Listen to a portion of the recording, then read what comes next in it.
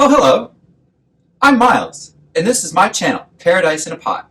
So if you're new here, go ahead and hit the subscribe button because we do planty videos a couple times a week.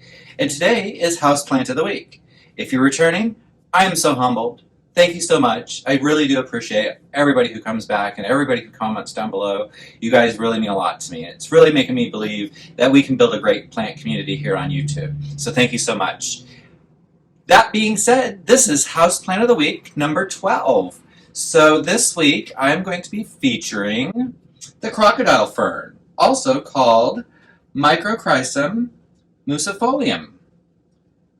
And I'm going to show you guys right now where I get my pronunciations, because I know a lot of us struggle in the plant community with how to say some of these names.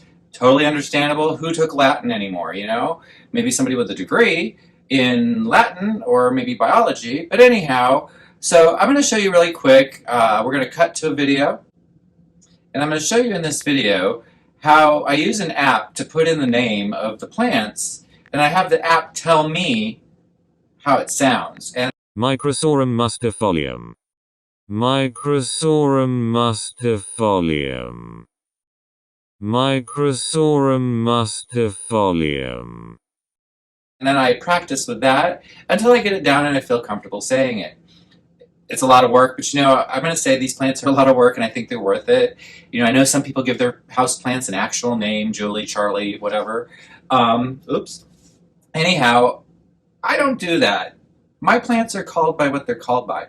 They might get the common name somewhat, like today's house plant of the week, which is this crocodile fern, which I'm going to show you right now. Maybe isn't the best looking specimen, and you're probably wondering right now why this is Houseplant of the Week. You got to stay tuned to the end of the video and I'll explain to you why this made Houseplant of the Week, and we're also going to clean it up a little bit and make it look a lot better. It is actually one of my most favorite ferns because of how tactile these leaves are. They feel like a lizard skin, or like you could say it looks like an alligator, crocodile skin, if you will.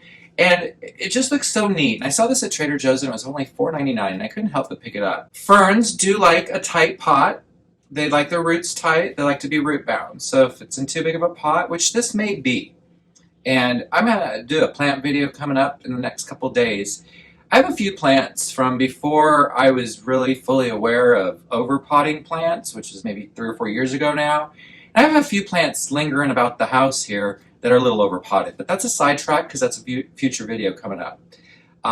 This one, however, they like to be crowded in their pot. They're from the Malaysia region of the world. I'm going to show you here on the map where that's at. So yeah, you want to keep it in a nice, cool environment. This one does not need bright light necessarily. Maybe more of a medium light, back away from a window. Do not let the sun touch this. It will burn. This plant also, I just use tap water with all my ferns.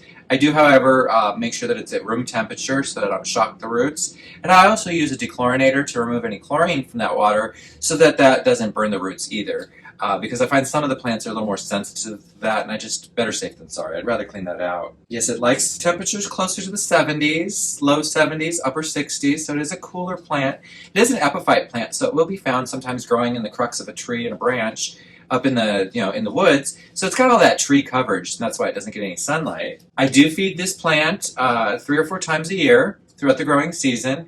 And usually with a fern, you don't want the soil to dry out on that, except for in the winter, maybe a little bit in like December, January. You can let it get a little drier because that kind of mimics the winter time, so that it's more of an dormant state anyhow, because if it's just getting room light from the sun, it knows it's winter, it knows there's less light, so it knows to kind of close down. This plant is also great if you have children that eat plants or pets that eat plants, because they can nibble on this and it's non-toxic. Ferns, for the most part, are non-toxic, and this one falls into that category. Alright, so the reason why I made this crocodile fern house plant of the week is that when I bought this plant last year, in 2021, it was July, and July 18th to be precise. If we look back on the weather calendar, we'll see on that day, we hit 118 degrees. If you guys watch the channel often, you know that I don't drive around the city, and I usually don't really try to get rides from friends to go places. I just take the bus and go. I enjoy it. I read. I'm fine. That day, I had taken the bus out to Trader Joe's to do some grocery shopping. And, of course, I saw this lovely crocodile fern for $4.99, and I had to have it. I'd been wanting one. I just love it. I love how they look. I thought this would make a great addition to my collection. I really didn't think about how hot it was or the fact that I had to go walk out to a bus stop and stand there and wait while it's 118 degrees outside until after I'd made the purchase. And I thought to myself, looking at my bus app, the bus is going to be here in just a few minutes, so I'm going to hustle my butt out there and get right on the bus and be just fine. And where the bus drops me off is like not even 2 minutes to walk home. So I figured that kind of heat inside of a bag will be okay. So I went out to the bus, I was waiting, and I was waiting, and I was waiting, and no bus came. And after about 10 minutes of standing out there, I thought to myself, not only is this plant cooking, I'm cooking, and my groceries are melting. So I took it all back into the store because the next bus wasn't due for at least 30 minutes. So I went back into the store. They didn't mind. They understand. People in Las Vegas understand. If you come stand in a store, a bunch of groceries that you just came out of, they know why you're there. It's hot. So I stood there and kind of just hung out for half an hour, waited until I saw the next bus was going to be coming, and I hustled out there. Sure enough, that bus came. But I think in all the heat of waiting out there that first time, and then going out there, waiting again for the second time, and then halfway home on a 30-minute bus ride, the air conditioning broke down on the bus. I moved a bunch of groceries around. I put a lot of frozen food in with the fern to like maybe help keep it cooler. And I got it home and it looked okay. It did not have all these burn tips on it like you see now. It looked okay. Just kind of sat there. And for the last year and month now, because we're in September and I bought this in July, so a month and a half even, this plant has done nothing but sit there and slowly turn brown, where you see all these brown leaves.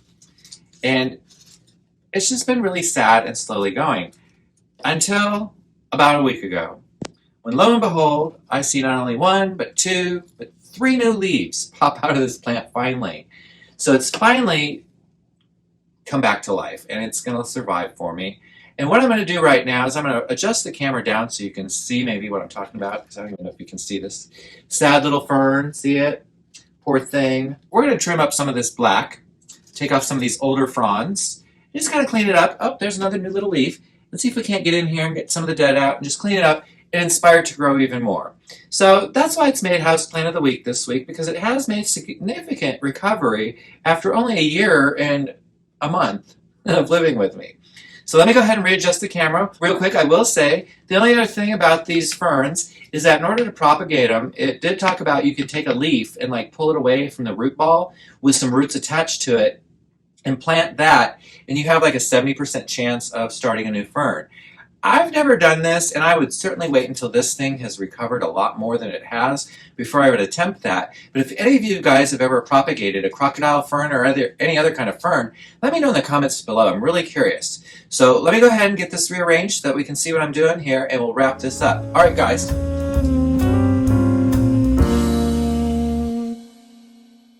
All right, guys, we're back here. You can see a little bit better what's going on here. So what I'm going to do is I'm going to go ahead and cut out some of these fronds that have been here a while that look kind of ragged, and I'm just going to kind of cut them down like this. Now keep in mind that I've gone ahead and already sterilized my cutting utensils so that I'm not cross-contaminating anything. But really what we're trying to do here is to achieve is just basically, I don't want to see any more black, sad-looking leaves. I want to help promote all these new leaves that are coming in, and I want it to look really nice. So see, it's got a dead leaf there, it's got a dead leaf there. See, it's ready to let go of some of these leaves, and that's fine. And I'm even going to take this big one out, because I'm very confident that this is on the road to mass recovery, and that it's going to look gorgeous.